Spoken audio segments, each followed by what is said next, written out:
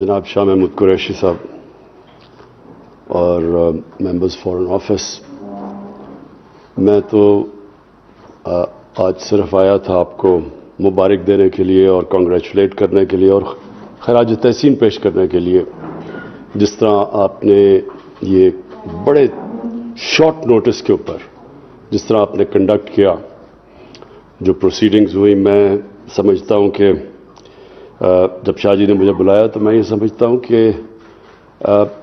ملک کی طرف سے اتنے چھوٹے وقفے میں جس طرح وہ جو میں نے آپ کی آرگنائزیشن دیکھی اور جس طرح آپ نے اتنی دیر کے بعد، یعنی یا تو آپ کو ریگولر پریکٹس ہوتی نا اس طرح کی کانفرنسز ہولڈ کرنے کے لیے، لیکن یہ اتنی دیر کے بعد جب کوئی بھی ملک کنڈکٹ کرتا ہے تو اتنے زبردست طریقے سے جو آپ نے کی ہے، یہ خاص طور پہ زیادہ میں باقی اگر کوئی اور ملک کرتا میں شاید ان کو اس طرح نہ اپریشیٹ کرتا جتنا میں آپ سب کو کر رہا ہوں. شاید آپ سب کو،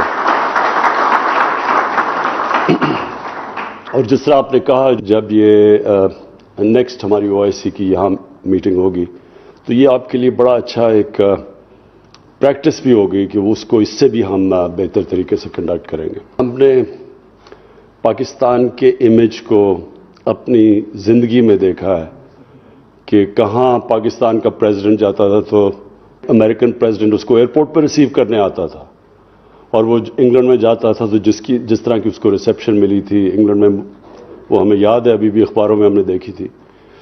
تو اس کے بعد پھر ہم نے برے وقت بھی دیکھے. دیکھیں، ایک سب سے پہلے آپ کے لیے، کیونکہ آپ جس طرح اوپننگ بیٹسمین ہیں ہمارے، آپ کو ساری جگہ فرنٹ لائن پہ فیس کرنا پڑتا ہے پبلک، انٹرنیشنل پبلک اوپینین کو. تو ایک چیز پلیز یاد رکھیں کہ جو ملک کی زندگی، اس کا جو سائیکل ہوتا ہے نا، وہ کبھی اسٹریٹ لائن میں نہیں ہوتا، اونچ نہیں ہوتی ہے. انسان کی زندگی میں بھی، ادارے کی زندگی میں بھی، سپورٹس ٹیموں کی زندگی میں بھی، اور ملک کی زندگی میں بھی. تو یہ جو ہمارا جو ڈاؤن سائیکل آیا، اس کی ہماری اسی ملک کا قصور ہے، ہمیں کسی اور کو بلیم نہیں کرنا چاہیے. ہم نے اپنے آپ کو ہی استعمال ہونے دیا، ایڈ کے لیے ہم نے اپنے ملک کی ریپوٹیشن کو قربان کیا، اپنے لوگوں کے انٹرسٹ کے خلاف ہم نے اپنی فارن پالیسی بنائی صرف پیسے کے لیے. اور یہ جو پچھلے 20 سال گزرے، یہ جو وار آن ٹیرر تھی، یہ تو ایک سیلف انفلکٹڈ وونڈ تھی پاکستان کی، کیونکہ میں تو اس وقت بڑا قریب تھا ڈیسیجن میکرز کے جب یہ فیصلے ہو رہے تھے کہ ہمیں اس میں شرکت کرنی چاہیے نہ یہ وار آن ٹیرر میں. تو مجھے تو پتہ ہے کیا ہوا، کیا کنسیڈریشنز تھی، اور مجھے بڑے افسوس سے کہنا پڑتا ہے کہ وہ کنسیڈریشن پاکستان کی عوام نہیں تھی، وہی جو پہلے بھی کنسیڈریشنز تھیں 80s میں جب ہم نے افغان جہاد میں شرکت کی. زیادہ بجائے یہ کہ کوئی ہائی پرنسپل تھا یا پاکستان کے لوگوں کے مفادات، انفارچونیٹلی ڈالرز تھے. اور جب آپ اس طرح کے فیصلے کریں گے، یہ اللہ کا ایک، جب سے اس نے دنیا بنائی ہے اس کے اصول ہیں. آپ جب اپنے پرنسپل سے ہٹ کے صرف مٹیریل فیصلے کریں گے، مٹیریلزم پہ بیسڈ، اس کا ایک کانسیکوینسز ہیں. اور وہ کانسیکوینسز پھر تھوڑی دیر یہ اس طرح ہوتا ہے کہ کینسر کا علاج ڈسپرن سے کرنا، تھوڑی دیر آپ کو فائدہ ہو جاتا ہے، اس کے بعد اس کے نقصانات آپ کے سامنے آنے شروع ہو جاتے ہیں. تو اگر ہم یہ نیچلے سائیکلز پہ آتے ہیں، ہمیں کسی کو قصوروار نہیں ٹھہرانا چاہیے. ہم غلط فیصلے کرتے ہیں، اور یہ مجھے بڑی خوشی ہے کہ ہمارے جو 3 سال میں آپ کہیں ہم اپنی تعریف نہیں کرتے، لیکن اگر آپ دنیا کی ایٹیٹیوڈ آپ پاکستان کی طرف دیکھیں وہ مختلف ہے. حالانکہ ہمیں بڑا پرابلی پاکستان کی تاریخ کا سب سے بڑا جو ہمیں فائنینشیل کرنچ فیس کرنا پڑا، وہ شاید ہی کبھی کسی گورنمنٹ کو ایسے اس طرح کے ڈیفیسٹس ملے ہوں فسکل اور کرنٹ اکاؤنٹ کے. اور پھر کرونا، یعنی یہ 100 سال میں ایک دفعہ اتنا بڑا دنیا کے اندر کرائسس آتا ہے جو کہ کرونا کا کرائسس آیا. اور اس کے اندر اس سب کے باوجود آج جدھر پاکستان کھڑا ہے، آپ دیکھ لیں گے 3 سال پہلے ہماری دنیا میں کیا ریپوٹیشن تھی، آج کیا ہے.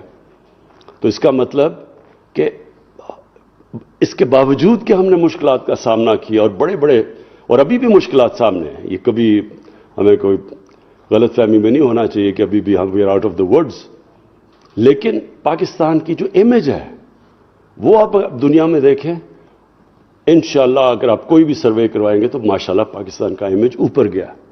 اور یہ ریفلیکٹ کرتا ہے یہ جو کانفرنس کروائی گئی، اس کے اندر جو جس طرح کی اٹینڈنس تھی اور جس طرح کی پاکستان کا جو موقف تھا اس کی پذیرائی کی گئی، جس طرح انہوں نے ہمارے ساتھ کھڑے ہوئے. اور آبویسلی ہمارے فارن آفس آپ سب ہیروز کا بہت بڑا ہاتھ ہے کہ ہم نے ریزولوشن کے اندر جو ہم چاہتے تھے، جو ہمارا آبجیکٹو تھا اس کانفرنس کرنے کا، وہ پورا ہوا ہے. آج سارے دنیا کے مسلمان ملکوں نے جو موقف اختیار کیا، یہ آج یونیورسل ہو چکا ہے. آپ یورپینز کی ساروں کی سٹیٹمنٹس دیکھ لیں، ان کے موقف دے دیں، وہ اب ہمارے ساتھ کھڑے ہیں. یونائٹڈ نیشنز کا بڑا کلیئر موقف ہے. اور یہ جو شاہ جی آپ نے بات کی، جو کانگریس مین جنہوں نے لیٹر لکھا ہے بلنکن کو، یہ بھی بالکل تائید کرتا ہے کہ جو ہم پہلے دن سے کہہ رہے تھے، اب سے نہیں کہہ رہے، ہم جب 15 اگست ہوا اس کے بعد سے ہم یہ کہہ رہے تھے کہ اس وقت طالبان کی گورنمنٹ آپ کو پسند ہے یا نہیں ہے. یہ 4 کروڑ ہیومن بینگز ہیں، انسان ہیں، ان کی زندگی عذاب میں جانے لگی ہے. اور یہ اب اکنالجڈ ہے. اب آبویسلی ابھی ہم نے دیکھنا ہے کہ یہ پوری طرح یہ کانسٹنٹ سٹرگل رہے گی کہ یہ بالکل جو ایک ہیومینیٹیرین کرائسس جس لیول کا ہونے لگا ہے، اس کے اوپر ٹائم بڑا ضروری ہے کہ ٹائم از دی ایسنس. ہم صحیح معنی میں جلدی ان کی امداد کریں. اور افغانستان کا ایشو صرف یہی نہیں کہ وہ ہمارے ہمسائے ہیں جن سے ہمارے پاکستان بننے سے اس خطے کے بڑا کلوز ان کی ریلیشن شپ ہے. کبھی جو زیادہ تر افغانستان ہے وہ اس ہندوستان کا حصہ ہوتا تھا، اور کبھی جو پاکستان ہے وہ بھی کئی دفعہ افغانستان کا حصہ رہا ہے. تو ہمارے تو بڑے پرانے ان کے لنکس ہیں. لیکن یہ ابو آل ایک ہیومینیٹیرین کرائسس ہے. یہ ایک ہیومن لیول کے اوپر یہ بہت بڑا ظلم ہونے جا رہا ہے کہ مین میڈ کرائسس کریٹ کیا جا رہا ہے، جبکہ پتہ ہے کہ اگر ان کے اکاؤنٹس ڈی فریز کر دیں، اگر ان کی بینکنگ سسٹم کے اندر لیکوڈیٹی ڈال دیں، تو پتہ ہے کہ یہ اوارٹ ہو سکتا ہے یہ کرائسس. میں فائنلی شاہ صاحب جو بھی آپ نے باتیں کی، میں صرف فائنلی ایک بات کرنا چاہتا ہوں کہ دیکھیں جو قومیں ہوتی ہیں نا، ان کے اندر جب وہ نیچے جاتی ہیں تو ایک بڑا لاس ہوتا ہے، اور اس کو کہتے ہیں سیلف بلیف. جب آپ کا سیلف بلیف چلا جاتا ہے تو یہ انسان اللہ نے ایک ایسی چیز بنائی ہے اشرف المخلوقات کہ یہ جب ایک بلیو کرتا ہے کسی چیز میں تو یہ کچھ بھی اچیو کر سکتا ہے. لیکن جب اس کا سیلف بلیف چلا جاتا ہے، جب اس کا کانفیڈنس ہی اپنے آپ میں چلا جاتا ہے، تو وہ کچھ بھی نہیں کر سکتا. تو میں نے، کیونکہ میری تو ساری ٹریننگ ٹیمز کے اندر ہوئی ہے، جدھر آپ مقابلہ کرتے ہیں مسلسل، یا آپ ہار رہے ہوتے ہیں جیت رہے ہوتے ہیں، اور آپ کا مقابلہ دنیا کی ٹیموں سے ہو رہا ہوتا ہے. تو میں نے تو دیکھا ہوا ہے کہ ہم نے اونچ بھی دیکھی اپنی ٹیم کی، پر ہم نے نیچ بھی دیکھی ہے. لیکن جب اوپر جاتی ہے ٹیم تو اس کے اندر ایک چیز آتی ہے، سیلف بلیف. وہ اپنے اندر بلیو کرنا شروع کر دیتے ہیں. اور یہ بڑی امپورٹنٹ چیز ہے کہ ایک چھوٹا سا برطانیہ ساری دنیا کے اوپر قبضہ کر کے بیٹھ گیا. وہی لوگ تھے، سیلف بلیف آ گیا. نبی صلی اللہ علیہ وسلم میں وہ عرب تھے جن کی کوئی حیثیت 2 سپر پاورز کے سامنے نہیں تھی. وہ 30-40 سال میں دنیا کی امامت کر دی انہوں نے. کیا کوئی چینج آیا نا ان کے اندر؟ چینج ہوتا ہے سیلف بلیف. وہ اپنے اندر بلیو کرنا شروع کر دیتے ہیں، وہی انسان بڑا انسان بن جاتا ہے. آپ نے بات کی ہندوستان کی. ہم جب کرکٹ کھیلتے تھے، پتہ نہیں غالباً مجھے ایک اسٹیٹسٹکس تھی، میں جب کیپٹن تھا ہم نے 24 ان کے سامنے ون ڈے میچز کھیلے، 19 جیتے ہم. ہمارے اندر بلیف تھا. 7 گنا بڑا ملک تھا. تو یہ بڑا ملک اور چھوٹے ملک کی بات نہیں ہوتی. اپنے ملک کے اندر جب بلیو کرنا شروع کرتے ہیں، اور ٹیم ورک ہوتی ہے. یہ جو آپ نے کامیابی ہوئی، یہ ٹیم ورک سے بھی تھی. سب نے کوآرڈینیٹ کیا، سب نے ایک ٹیم بن کے اس کو کامیاب کیا، اس فنکشن کو، جس میں لا انفورسمنٹ ایجنسیز کا بھی بہت بڑا ہاتھ تھا. سب نے مل کے کیا اور میں نے دیکھا کہ سب کو بڑا فخر تھا جب وہ دیکھ رہا تھا. میں اپنے لوگوں کی شکل وہ جب دیکھ رہے تھے کہ کامیابی سے کانفرنس تھوڑے ٹائم میں کنڈکٹ کی تو سب کو ایک اندر بلیف آیا کہ ہم یہ کر سکتے ہیں. خدا نہ خواستہ اگر یہ ٹھیک نہ ہوتی کئی چیزیں غلط ہو سکتی تھیں. تو اسی طرح جب آپ اپنے اندر بلیو کرنا شروع کریں گے ہم ایز اے نیشن, یہ میں آپ کو یقین دلاتا ہوں کہ یہ کچھ بھی کر سکتا ہے ملک.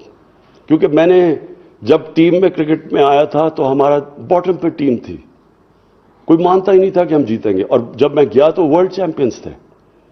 جب ہم نے کینسر ہاسپٹل بنانے کی کوشش کی, کسی نے کہا نہیں بن سکتا.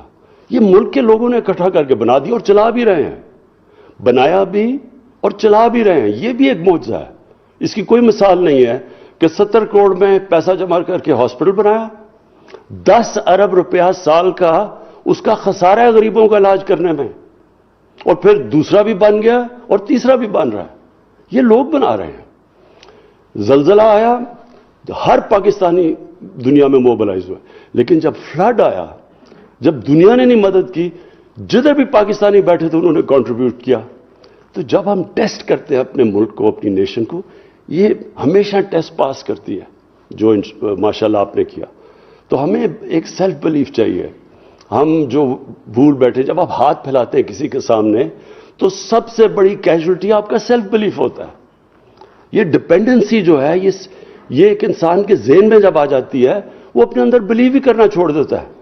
اچھا جی وہ فلانا ملک ناراض ہو جائے گا تو چلو جی اپنے انٹرسٹ ہم اپنے لوگوں کو قربان کر دیتے ہیں ان کے لیے, کیونکہ ہمارے اندر بلیف نہیں ہوتا. 22 کروڑ لوگ, یہ بہت بڑی طاقت ہے.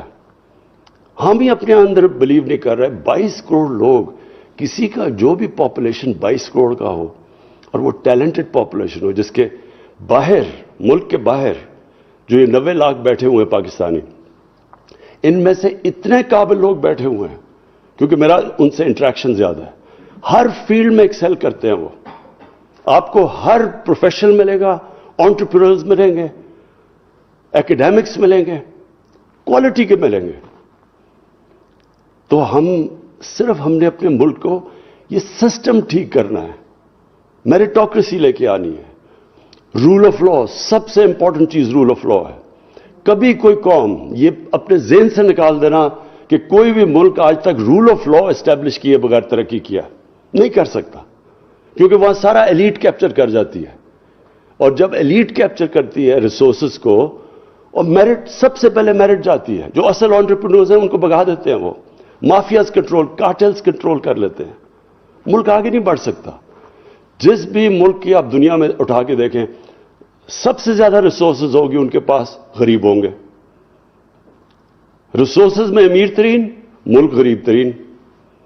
اور سوئٹزرلینڈ جیسے ملک, نیوزی لینڈ, جدھر سوائے ہے ہی کچھ نہیں بھیڑ بکریوں کے علاوہ یا گایوں کے علاوہ, پہاڑوں, وہ دنیا کے خوشحال ترین ملک ہے, کیونکہ رول آف لا ہے.